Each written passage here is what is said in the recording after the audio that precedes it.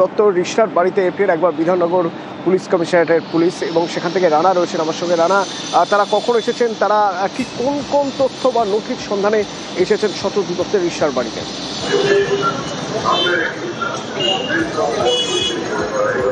হ্যাঁ অতনু, দেখো আজ সকালে রিসরার বাঙ্গুর পার্কে, যেখানে শতদ্রু দত্ত, যেখানে তিনতলা প্রাসাদ তোমার বাড়ি রয়েছে, সঙ্গে তোমার খেলার মাঠ রয়েছে, সুইমিং পুল রয়েছে, সেখানে আজকে বিধাননগর যে কমিশনারেটে তার দুটি গাড়ি করে তার আসেন 5 জন আধিকারিক, সঙ্গে মহিলা পুলিশও ছিল।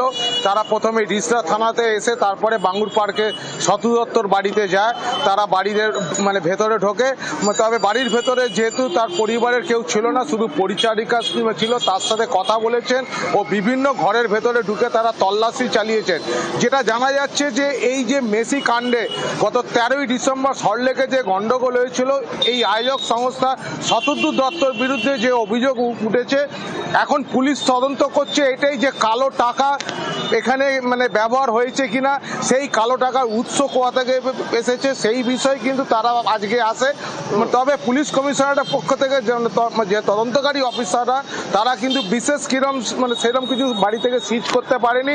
তারা সংবাদ মাধ্যমের সামনে যেটা বলেছে যে তদন্তের স্বার্থে এখন কিছু প্রকাশ করা যাবে না। অতনু, আচ্ছা, ধন্যবাদ।